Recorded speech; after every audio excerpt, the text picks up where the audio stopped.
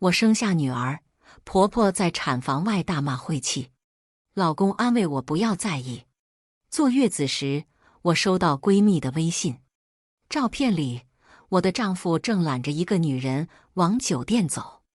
大家好，分享今天的故事之前，希望你能给人间轶事点个订阅，我将会分享更多优质的故事。这是我和陆先燕结婚的第3年，这3年中，陆先燕对我也算体贴。很多时候，我和他妈产生矛盾，她让我多忍忍。我念着她的好，时常耐着性子，可没想到事实会给我这么大一个巴掌。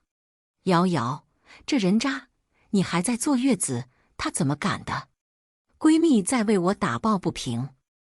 我结婚时，她就多次相劝，但我那时候被陆先燕的甜言蜜语糊了心，只想着给她一个美满的家庭。照片上是一所高档酒店，哪怕人影模糊，可相恋5年的枕边人，我又怎么会认不出？就连陆先燕搂着的女人也被我认出来，刘希月，我老公的初恋。前几日在同学群中听闻他回国，当时我注意到陆先燕神色微变，却没多想。没想到这么快，两人就旧情复燃，迫不及待。门在这时被推开，婆婆走进来，把手里的清汤寡水砰一声放到桌上。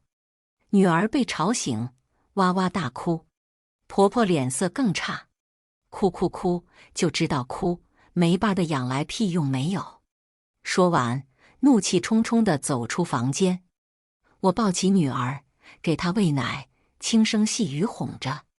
小家伙睁着大眼睛看我，吃饱后露出一个满足的笑。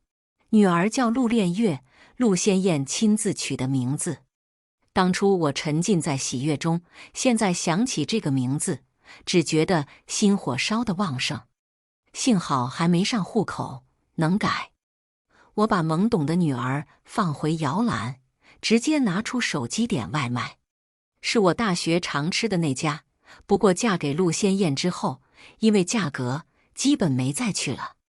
陆先燕家境不好，父亲早亡，是婆婆砸锅卖铁将她供上大学。结婚前去她家时，我在泥泞的山路中跋涉1个小时，才看见那方矮矮的房屋。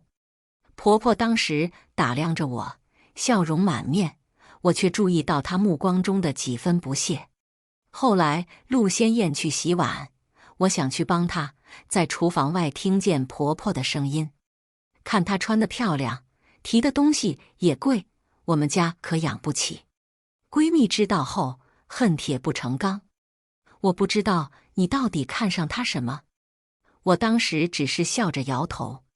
大2那年，我父母意外死亡，幸福的家庭一夜破碎。巨大的变故让我陷入悲痛之中。陆先燕就是在这时候出现的。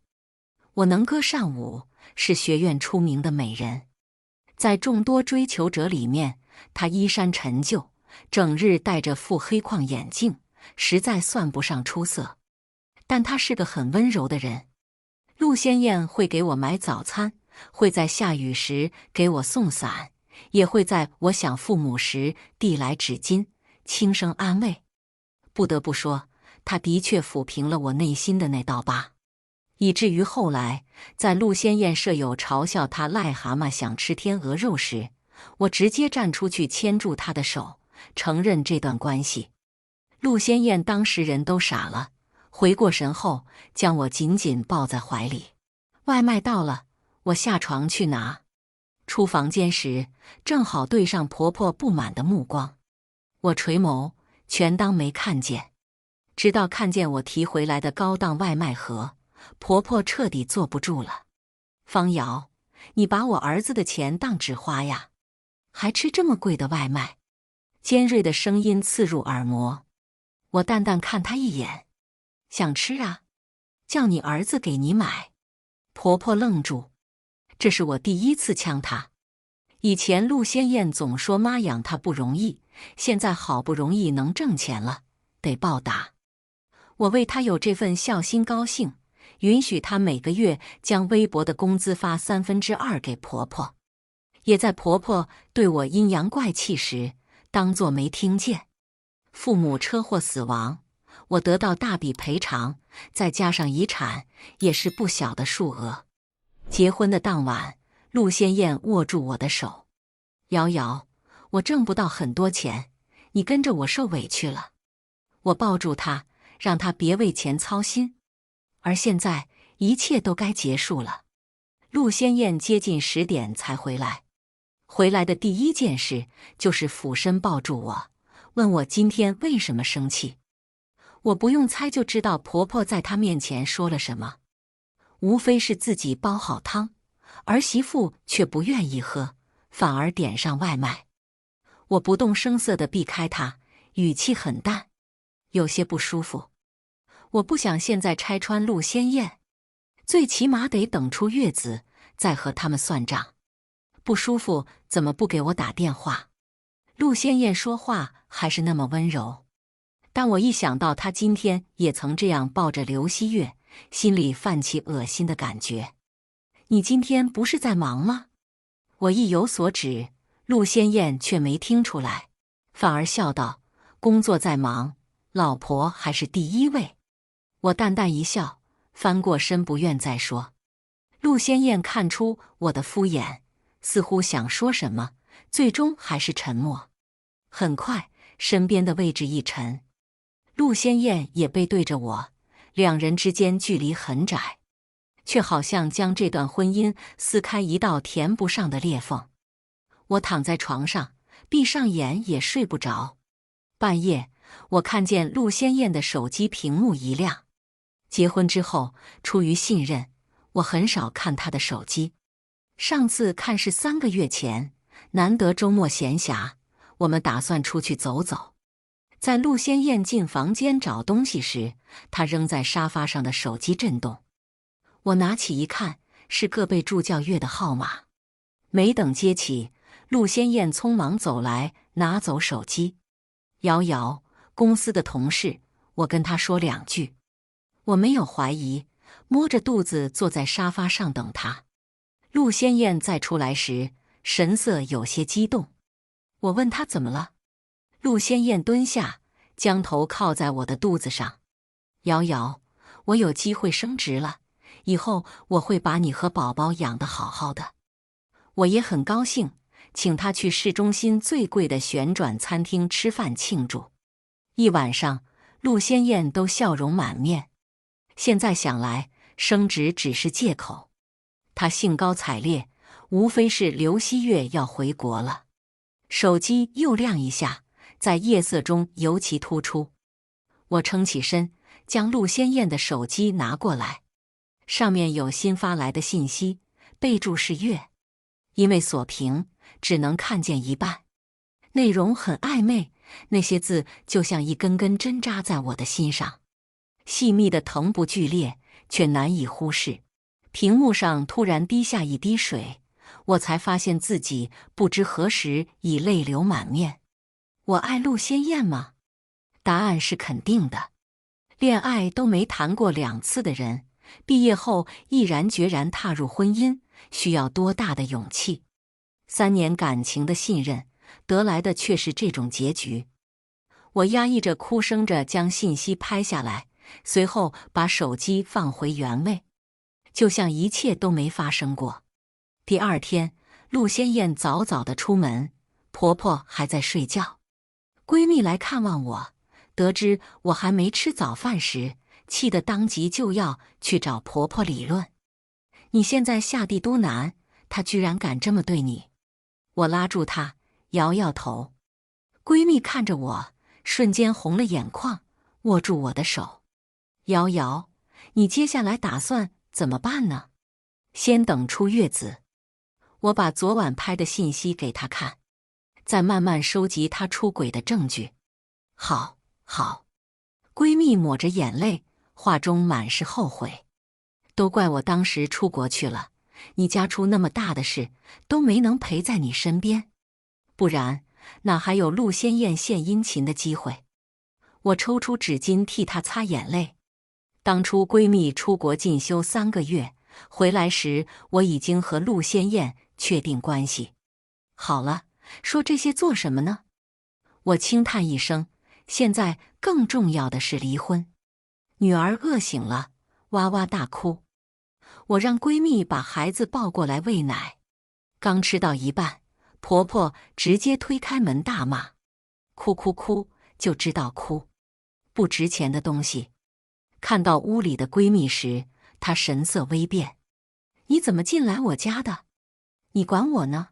闺蜜脾气躁，被婆婆的态度激得火冒三丈。你家？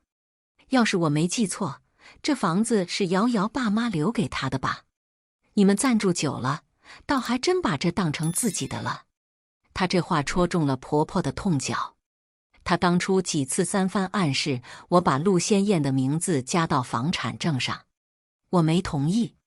方瑶，看看你朋友这态度，是对长辈的态度吗？婆婆知道我闺蜜的性子，立即把话头对准我。往常我被她这样一看，都会安抚闺蜜，但今天我不打算忍了。对什么样的人，自然是什么样的态度。婆婆瞠目结舌，不知道往日孝顺的儿媳妇怎么会突然竖起尖刺。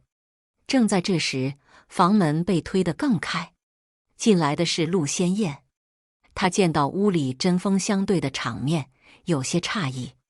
我回来拿文件，这是怎么了？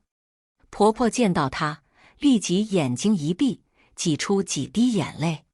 先燕，妈知道妈只是个农村人，住在大城市里惹你们烦。我这就去收拾东西，下午就走，不碍你们的眼了。虽然这样说着，她却没移动半分脚步。我早就见识过婆婆的手段，每到这时候，陆先燕会无条件偏向她。果然，陆先燕脸色一沉，看向我：瑶瑶，这是怎么回事？妈，她的年纪大了，但她的心是好的，你快跟妈道个歉。我睁开眼，看见婆婆站在陆先燕身后，神色得意。陆先燕，有时候我真怀疑你是装傻还是真傻。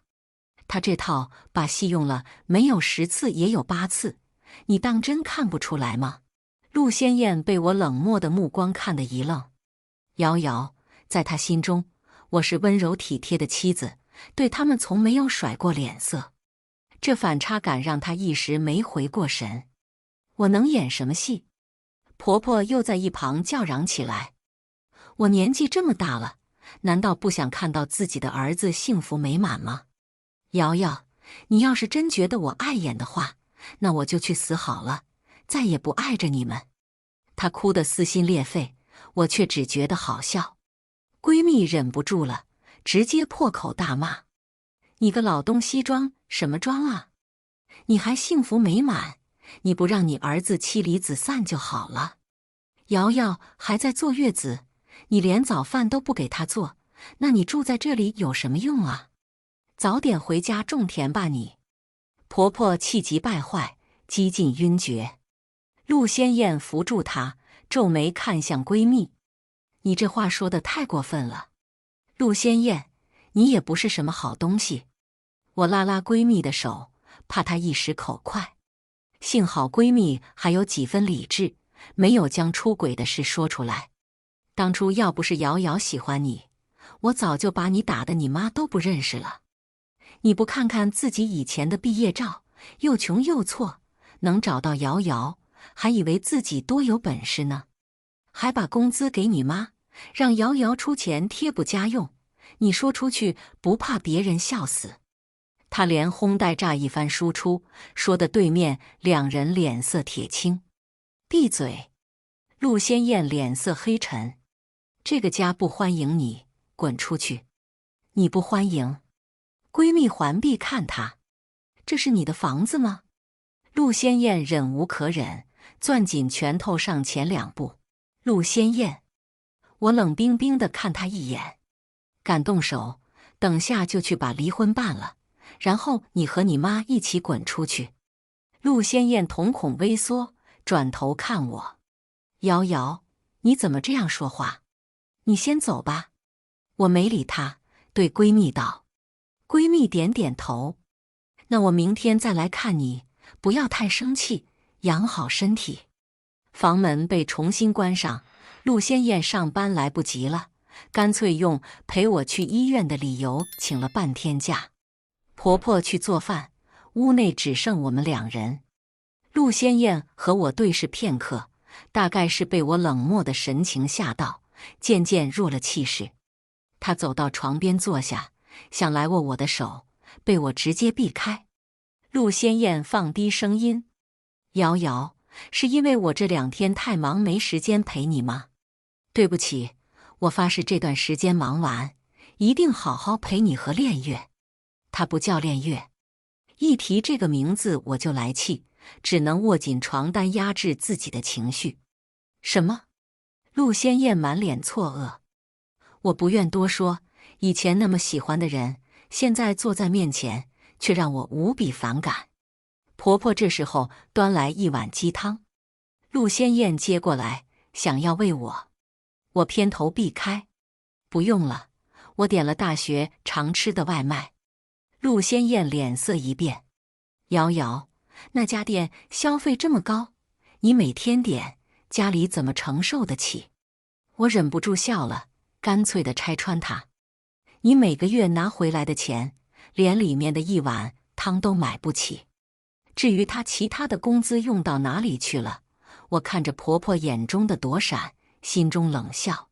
陆先燕接二连三背对，脸色越发难看。好，你有钱，我们家养不起你。说完，径直摔门而去。女儿又哭了，我哄着她去拿手机打通律师的电话。这位律师是我父亲的好友，当初车祸后续也是由他帮忙处理。得知我要和陆先燕离婚，他非常震惊。因为当初的我一颗心思放在陆先燕身上，旁人从没见我们有什么矛盾。但律师不知道，没有吵架的家庭是因为总有一个人在受气。而我现在不打算继续忍受了。跟律师商量好相关事宜，我将睡着的女儿放回摇篮。经过最开始的愤怒悲伤，我的情绪逐渐稳定下来。现在心里想的只有离婚。接下来几天，陆先燕都按时回家，不仅会给我带营养品，也会给女儿带玩具。我却眼尖发现她衣服下隐秘的红痕。她被我那天说的话吓到了。陆先燕在国企工作，别人只知道她在市中心有房产，还有美满的家庭，却不知道房子不是她的，家庭也即将破碎。她对我没有那么容易放手。她需要我的钱，我的人脉，我为她操持家庭。这也是我没有直接提出离婚，而要搜集证据的原因。我以前练过舞蹈，体质还算不错，半月就能下地，1月后已经恢复许多。早几天，陆先燕便说她订了旋转餐厅的位置，庆祝我们的3周年。我知道她是想借此机会修复我们的关系。当天晚上，陆先燕回家很早，一进门就搂住我，语气亲昵：瑶瑶，收拾好了吗？月月交给妈了。我笑着从镜子里看她。我生产完，体质恢复很快，身材也和从前一般。如今打扮之后，比大学时更多几分成熟的韵味。我注意到陆先燕眼中的惊艳，她低头想吻来，我直接起身，提上手提包。走吧。到了餐厅，坐的还是我们之前的位置。我点了几道菜，陆先燕看着价格，面色微变，最终还是没说什么。菜陆续上来，我自顾自地切牛排。突然，陆先燕的手机响了，她看了一眼，随即挂断。没事，一个骚扰电话。我没说话。可不过1分钟，她的电话再次响起来，大有不接就不罢休的气势。陆先燕看了看我，拿着手机起身：瑶瑶，公司的人，我去接个电话。我沉默地看着他离开，随后跟在他身后。楼道很静，我听见上方传来脚步声。没等上前，就听见陆仙燕带着几分急躁的声音：“你别缠着我了，我有老婆孩子。这段时间只是一个意外。”不知道对面的人说了什么，陆仙燕的语气焦急：“受伤了？怎么回事？”我没再继续听，关掉手机的录音软件。最后在陆仙燕之前回到餐厅。瑶瑶，陆仙燕歉然地看向我：“公司出了点事，需要马上处理，你继续吃，不用等我。去吧。”我点点头，独享一整只奥龙。买完单，碰巧看见闺蜜的朋友圈显示在附近，便约她见一面。得知陆仙燕丢下我去找刘希月，闺蜜怒气冲冲。好一个受伤，茶位隔这么远都飘到我面前了。瑶瑶，你打算怎么办？我还是打算保持原计划。毕竟相处3年，我知道她的不容易，只想和平离婚。这个想法在回到家之后被彻底打破。我和闺蜜刚开门，就听见女儿尖锐的哭声，而婆婆坐在沙发上嗑瓜子，完全当没听见。我立即往房间走，看见女儿身上胡乱地裹着尿不湿，被随意放在床上，嘴角还有白色的奶渍。闺蜜也吓了一跳，这怎么回事？我把女儿身上弄干净，确认没什么大事后，把孩子递给闺蜜，然后走出房间，直接关掉电视。婆婆瞪着我：“你干什么？这话该我问你。”我怒不可遏，全身都在发抖。孩子还那么小，就被这样对待，要是我再晚点回来，后果不堪设想。孩子交给你，怎么会变成那样？我怎么知道？她一直哭，烦死人了。婆婆又要去拿遥控器，我直接上前，一把将她推到沙发上。啪！婆婆不可置信地看着我，脸颊很快浮现掌印。你敢打我？平时的我肯定不会这样做，但今天是真的气到脑袋发晕。我手火辣辣一片，疼得发颤。看见闺蜜怀中的女儿时，心里越发坚定。现在收拾你的东西，滚出我家！你什么意思？婆婆站起身，我这句话让她连痛都忘了。你这样对我，不想跟仙燕过了？我冷笑一声，刚才说错了。婆婆以为我怕了，重新挺直腰杆，把你和你儿子的东西收拾好，一起滚。我拿上手机就往外走，顺便给朋友们打电话。闺蜜抱上孩子跟着我。瑶瑶，现在怎么办呢？女儿已经睡了，我俯身亲亲她的脸蛋。捉奸，刘希月还在那所酒店，闺蜜跟酒店经理有点关系，很轻松就打听到。我拜托闺蜜在楼下帮我照看女儿，自己则带着一群人上楼。房门打开的刹那，一股浓烈的暧昧气息袭来。我看着床上交缠的两人，真的忍不住干呕出声。今天是我们的3周年，我的丈夫却在酒店抱着另一个女人极尽缠绵。朋友们面面相觑，他们开始以为是我多心。现在陆仙燕出轨的事实摆在眼前，好几个姐妹都怒容满面。床上的人被我们吓到，发出一声尖叫。我看见白被奸的那个女人，真的是刘希月，她比从前漂亮许多。我对这个女人了解不深，只知道她是陆仙燕的初恋，以及整理书架时不经意看见的女孩青涩质朴的笑容。陆仙燕看见我，惊慌失措地套裤子，来不及管那些朋友，就要跑过来牵我的手。瑶瑶，你听我解释，不是这样的，你听我解释。她不断地重复着“解释”2字，可事实已经摆在眼前，没什么好说的。我还得庆幸他们正在做这档子事，不然怎么收集铁证呢？行了，陆先燕，我甩开他，不想脏了自己的手。我已经让你妈整理好东西搬出去，明天早点到民政局离婚。瑶瑶，瑶瑶。陆先燕看见我目光中的决绝，真的慌了。我错了，我大错特错，罪该万死。她忽然跪在我面前，扇自己的耳光。我真的错了，瑶瑶，是我一时被迷了心，我保证不会再有下次了。月月才刚出生，不能没有爸爸，我以后一定好好对你们。她痛哭流涕的自我检讨，我却只觉得可笑。难得你还能想起女儿。我俯视着她，你给她取的名字是什么意思？陆先燕眼中闪过慌乱，我没听她解释，转身要走，却再次被握住手。有些事一回生二回熟。我一巴掌扇在陆先燕脸上，冷冰冰地看着她。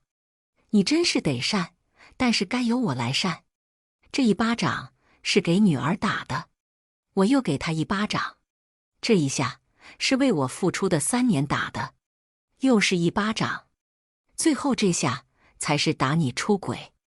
陆先燕没想到我会这样，以前她手指受伤，我都会亲手给她粘上创可贴，而现在感情已断，连扇3巴掌我都面不改色。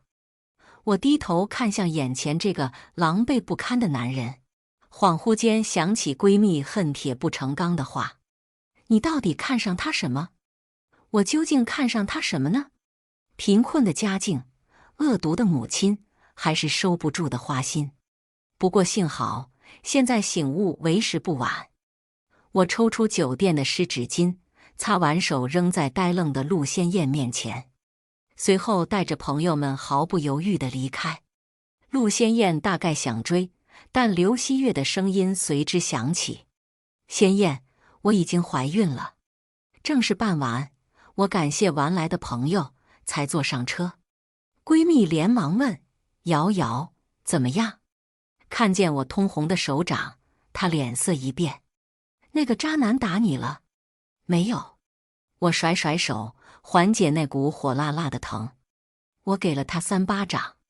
干得漂亮！闺蜜大呼解气。接下来怎么办？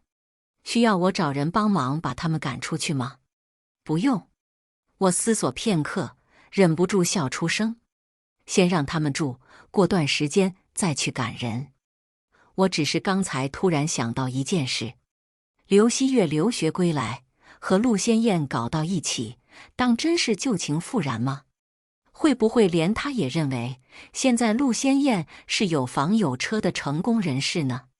要真是这样，那才有好戏看呢。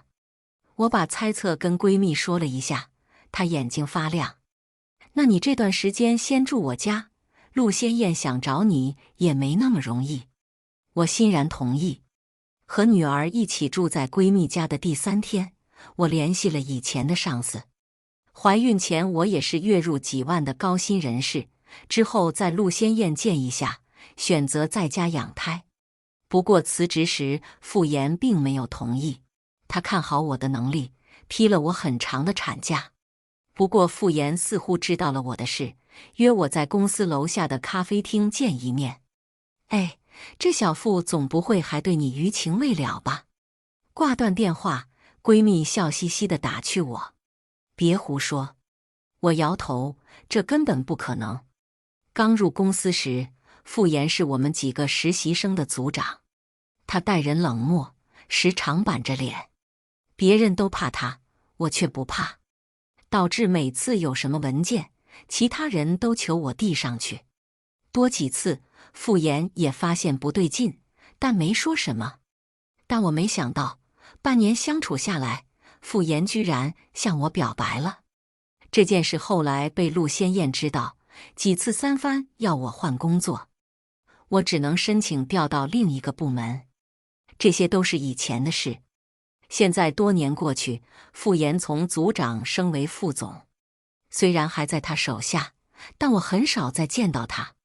第2天，我还在睡觉，闺蜜就兴冲冲地跑到我房间：快起来，今天可要跟小副总见面呢。闺蜜打开衣柜，挑出好几套裙子：快来试试。我捂着脸不愿意起来，打扮什么？见面又不是谈合同。最终，在闺蜜的折腾下，我还是被套上白色长裙，还由她亲自出手化了个淡妆。瑶瑶，你简直太漂亮了，真是瞎眼的人才不会珍惜你。闺蜜恶狠狠地说着。等下我直接带人去找那个渣男，他要是还想保住工作，就乖乖离婚。麻烦了，我见完面就去民政局。我提着包出门，开车前往公司。现在是上班时间，咖啡厅很安静，一眼就看见坐在窗边的男人。傅岩跟我一样大，却并不爱西装革履。若没有重要的事，他都穿得轻便简单，更像个刚毕业的大学生。傅总，我走到他对面坐下，好久不见。瘦了。傅岩直接道。我微愣，不自觉伸手摸脸。傅岩及时换了话题：身体怎么样了？已经好很多了。我笑笑，随时能回来工作。傅岩却道：我知道你的事了。我早就猜到，毕竟那晚上去的朋友很多，口口相传，也不是什么秘密。服务生端来蛋糕，傅岩把它推给我。有需要帮忙的地方喊我。谢谢傅总。我垂下眼，可以避开他深沉的眼。闺蜜的猜测是正确的，但我并没有刚离婚就投入另一段感情的打算。蛋糕吃到一半，门口的风铃响起。我看见一道身影气急败坏地向这边走来，是陆仙燕。陆仙燕一把拽住傅岩的领口，双眼猩红地看着我。我就知道你不对劲，原来是和这个奸夫又搞在一起。话没说完，他脸上就挨了傅岩一拳。陆仙燕常年在办公室久坐，傅岩却常去健身房。这一拳让他瞬间脸颊淤青，倒在地上。傅岩沉着脸上前2步，似乎还想动手。我没想到向来沉稳的他会直接动手，连忙伸手拦住。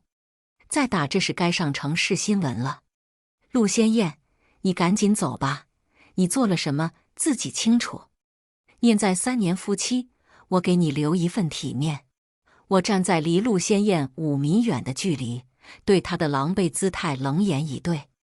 陆仙燕撑着身站起来，指着我放狠话：方瑶，我特意来你的公司，好声好气劝你，你别以为自己有多大的本事。离就离，我也不是非你不可，有的是女人要给我生孩子。说完，一脚踢开桌子，气势汹汹地离开。傅岩收回眼神：我送你去停车场，你先回去，我处理接下来的事。回到小区时，正好遇见闺蜜。她知道这件事，忍不住开骂。我说那家伙怎么不在公司，也不在你家，原来跑到公司去了。我们回家，女儿已经被保姆哄睡。我摸摸她红扑扑的脸颊，继续跟闺蜜谈话。他们还在我家？闺蜜气呼呼的点头。对呀，不仅不走，还把那个小三也接回家养胎了。要不是你有计划，我非得让人直接把他们扔出去。居然把刘希月也接去住，看来是我低估了他们脸皮的厚度。不过这正合我意。我安抚闺蜜几句：你有看见刘希月吗？有啊，她和那个老太婆一起坐在沙发上，好像吃胖了，肚子圆鼓鼓的。她怀孕时间尚短，不应该那么快显怀，看来是最近日子实在滋润。不过这场美梦就快醒来了。这时候，闺蜜的电话突然响起，她接起，不知道对面说了什么，最终脸色极差地挂断电话。怎么了？闺蜜冷哼。我让朋友帮我查查他们，结果还真发现了一件事。刘希月出国这段时间的费用，居然全是你婆婆给的。这件事我真没想到。回想起陆先燕每月交来的零星工资，只觉得遍体生寒。原来他们一开始就没断，还费心费力地供着读书。那我又算什么呢？让他们生活滋润的提款机。我气得浑身颤抖，拼命忍着眼泪。闺蜜心疼地抱住我，连连安慰：瑶瑶，别为这些人渣气坏身体，你还有宝宝，还有我。我把头埋在她怀里，眼眶湿热。从小到大，我都很开朗乐观，懂事后很少崩溃大哭。第一次是父母车祸死亡，第二次是知道丈夫出轨，第三次就是知道这件事。3年的青春，所有的隐忍退让，在这一刻成了巨大的笑话。去民政局那天，陆先燕刚拿到离婚证，又去和刘希月领了结婚证。他们不愿意要女儿，我也没打算给。事情处理完，我和闺蜜直接带人回家，把他们3人的东西全部打包好，丢到门外。你们干什么？这是我们的房子。刘希月看着这一切，想来挠我。闺蜜一把将她推到陆先燕怀里。我见他们的东西被全清出来，才让一旁的师傅换锁。你们私自占用我的房子也就算了，现在还想动手吗？这样的话，我可不介意报警，让你进去待2天。刘希月看着我，又看向一片目光躲闪的陆先燕。她终于反应过来，质问陆先燕：这不是你的房子，你居然骗我，不就是一座房子吗？陆先燕被他的语气激起火气：等你生完孩子，再买一套不就好了？我听着他的大话笑出声，真会画饼。师傅很快换上新锁。走吧，这房子得全部重装，不然住着都嫌晦气。我收好钥匙，和闺蜜一起头也不回地离开，徒留他们3人守着一堆乱七八糟的行李。离完婚，拿回房子，联系方式全部拉黑，这事算是彻底解决。我重回公司，同事们闹着要在周末举办回归聚会。申请报上去后，傅岩居然同意了，也只有瑶瑶姐才有这待遇了。同事笑着打趣：当初傅岩对我有意思，在八卦群都传开了，最后还被不小心转到公司大群，闹了一番笑话。刚回来的这周，事情特别多，我几乎把公司当成家，时常趴在办公桌上不知不觉睡过去，又在半夜醒来继续忙活。这天醒得早，我抬起头，感觉到有什么东西滑落，捡起一看，居然是傅岩的外套。我注意到办公室灯还亮着，不免诧异，他也没回去。我正想起身去看，办公室的门开了，傅岩走出来，见我醒了也没多惊讶：你可以去休息间睡会儿。不用，工作还没做完。我把外套还给他。方瑶，傅岩突然喊我：你知道我为什么喜欢你吗？我摇头：因为你身上有股不服输的韧劲，别人不能做的事，你敢做；别人害怕的，你不怕。你凭着一股毅力，总是走在很多人的前面。但是有时候也该让自己走慢点，欣赏一下沿途的风景，你觉得呢？我怔然无言。傅岩说的对，我从小就会要求自己比别人更优秀，就为了争一口气。我突然想起来，已经好几天没有看到女儿了，或许真的该适当缓下步伐，感受一下生活中的乐趣。谢谢傅总。还有另一件事。傅岩勾起唇角，深沉的眸光盯着我。之前你有恋人，所以我克制着自己不打扰你。傅岩没有继续说，但我和他视线相对的那一刻，便已明白。1年后，傅岩生日这天，大家早早就谋划着要给他庆祝。最后讨论完，还是让我来组织。我将聚会定在氛围轻松的餐厅，这家菜色不错，也不用担心人多吵到别人。吃完饭后，闺蜜约我见了一面。我靠，瑶瑶，大八卦！闺蜜激动地拉住我的手。刘希月生的孩子不是陆先燕的，校友群都传疯了。我早就把他们的联系方式全部拉黑，校友群也常年处于屏蔽状态，自然不知道。怎么会？要我说，这就是恶人有恶报。闺蜜连忙跟我说，很是解气。听说是刘希月当初留学时乱搞，不小心有了孩子，就急急忙忙回来找人接盘呢。那个老太太知道后，当场就气得中风了，现在还躺在医院里没醒呢。正好有校友在那家医院，这事传得可大了，现在两人闹着要离婚呢。我听着这些消息，心中涌出怅然。